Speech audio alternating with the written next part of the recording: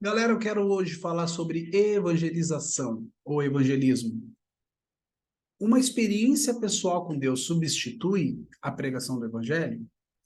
Antes de nós entrarmos aqui no conteúdo, eu quero pedir para você que você se inscreva aqui no canal do YouTube, que você também ative os sininhos ali e compartilhe o máximo possível com os amigos para que esse conteúdo chegue ao máximo de pessoas possíveis.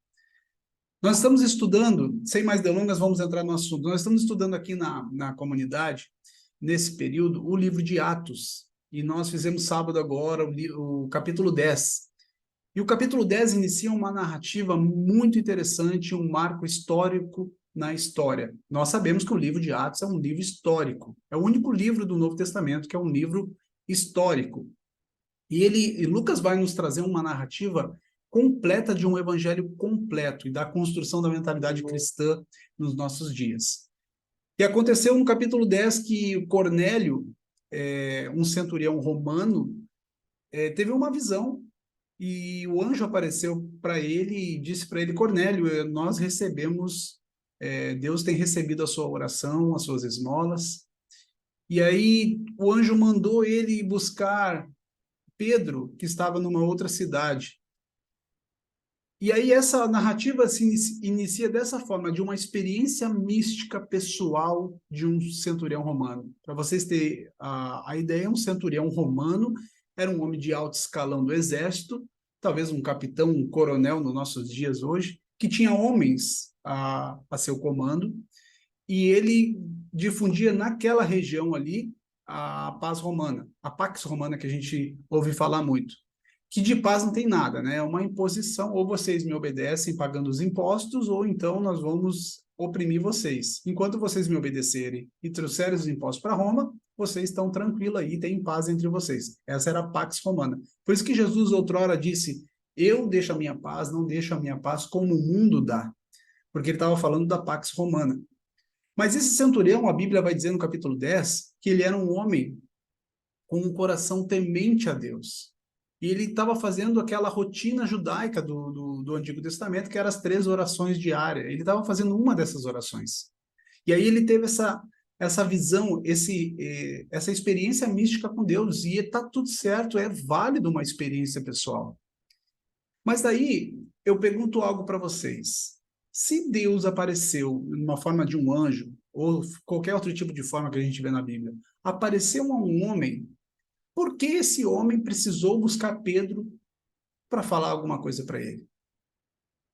Ou seja, será que Deus não poderia ali, naquele momento, ter revelado o evangelho para ele? E ele ter a sua salvação ou não? Será que ele já não era salvo naquele período ali? Então, são perguntas que a gente tem que analisar, e o capítulo 10 ele vai nos elucidar esse tipo de coisa e nos trazer a clareza do que Lucas estava falando. Até o momento, os gentios não haviam recebido o Espírito Santo, e essa cidade era uma cidade totalmente de homens e mulheres gentílicas, que não eram judeus. Cesareia era uma cidade que os judeus não se misturavam, eles não estavam juntos.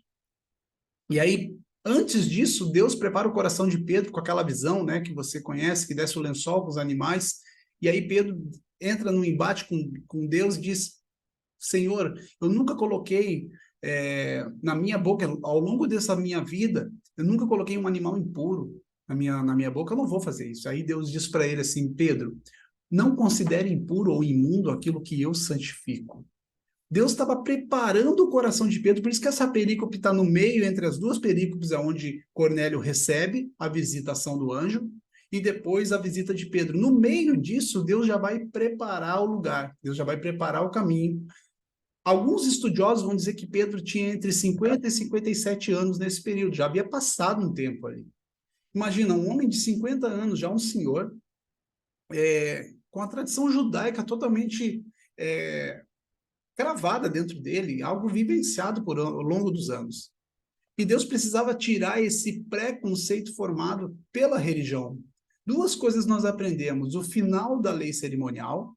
Você sabe que a lei de Moisés ela era dividida em três: a lei cerimonial, a lei civil e as leis morais, que são os 10 mandamentos.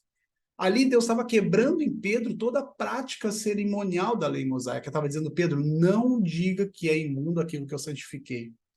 Mas Deus estava falando sobre alimento? Sim, mas Deus estava falando sobre Pedro ir pregar a um romano, porque logo em seguida na narrativa, Deus já prepara Pedro dizendo, ó, vai chegar homens aqui, enviado por um centurião romano, e você vai, não hesita de ir até lá com ele. Pedro prontamente entendeu a mensagem, dizendo, poxa, não é só para os judeus. Mas Jesus já havia falado isso, mas a cultura daquele primeiro século estava muito forte.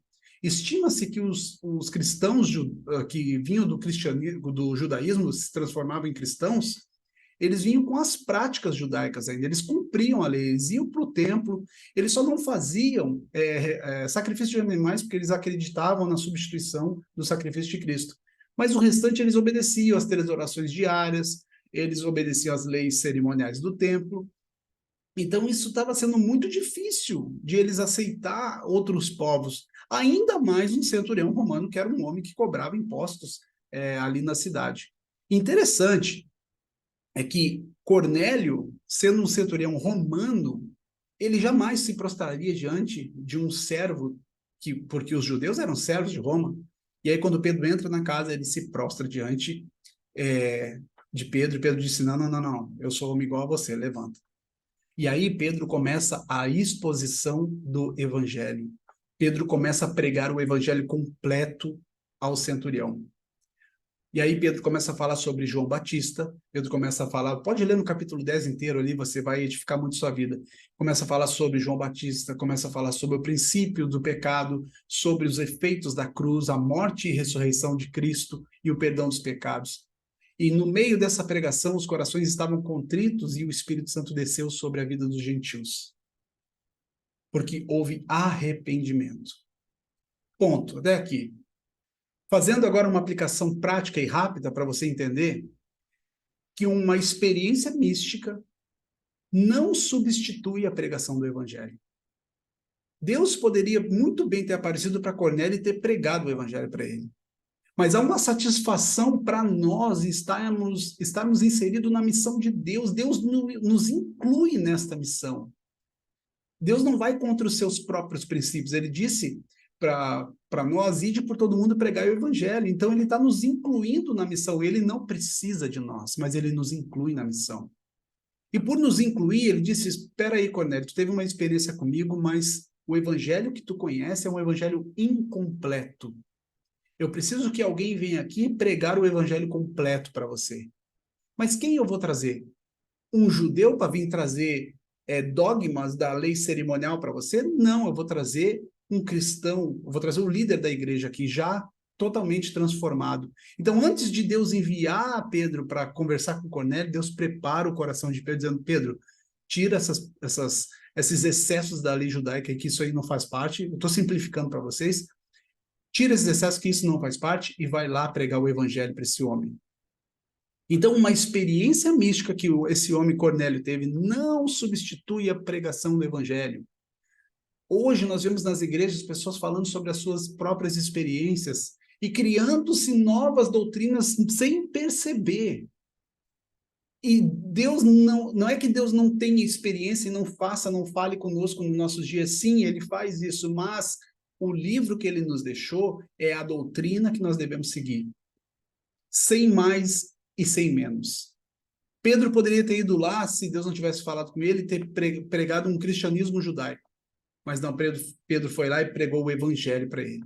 E o homem só recebeu o Espírito Santo quando ele se arrependeu, quando o coração dele entendeu a mensagem da cruz e ele recebeu o Espírito Santo também.